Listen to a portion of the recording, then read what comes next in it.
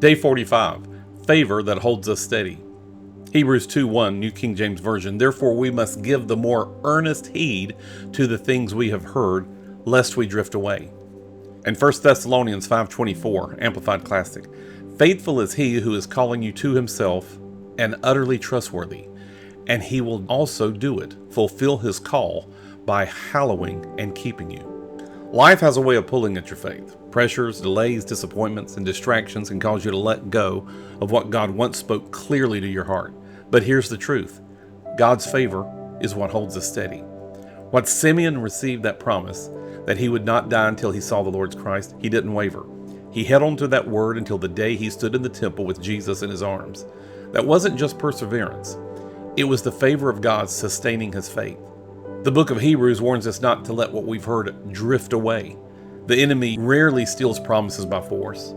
Most often we simply let them slip because we stop rehearsing them, stop believing them, or stop expecting them. But favor helps us cling tightly when everything else says, loosen your grip. Think about it.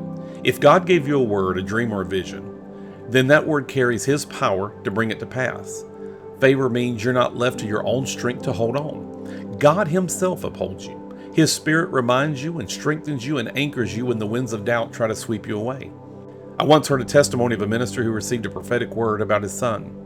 Twice, in two different places, through two different people, God confirmed, your son may run, but he will return and be mighty in the kingdom. Now, years later, when that son was declared dead for several hours, the father clung to that prophetic promise instead of giving up in despair. He reminded himself, if God said my son will return, then he cannot die yet. Against grief, fear, and even medical facts, favor held him steady. And sure enough, God raised that boy up. That's the power of favor. It gives you supernatural grip when everything else screams, let go. Here's the challenge. Don't let your promises slip. Write them down. Journal the dreams. Record the visions. Rehearse the prophetic words that bore witness with your spirit. Every time doubt comes, pull them back out. Favor is the Spirit reminding you, don't give up. Don't quit. Hold fast. Now, we live in a culture obsessed with quick results. If it doesn't happen overnight, people assume it won't happen at all. But kingdom life is different. Abraham waited decades for Isaac. Joseph waited years in slavery and prison before stepping into his destiny. Simeon waited a lifetime to see Jesus. What kept them steady? Favor. The favor of God sustained their faith until the fulfillment came. And here's the beauty. Favor doesn't just hold you steady. It matures you while you wait. In the process of clinging to God's word, you develop endurance, patience, and depth of character.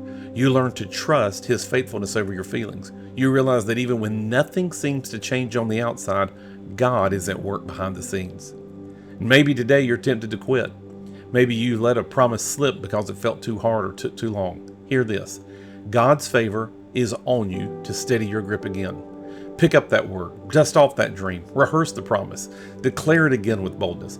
Faithful is he who called me, and he will also do it. Favor doesn't guarantee that the road will be easy, but it does guarantee that God himself will walk with you, strengthen you, and sustain you until the promise is fulfilled.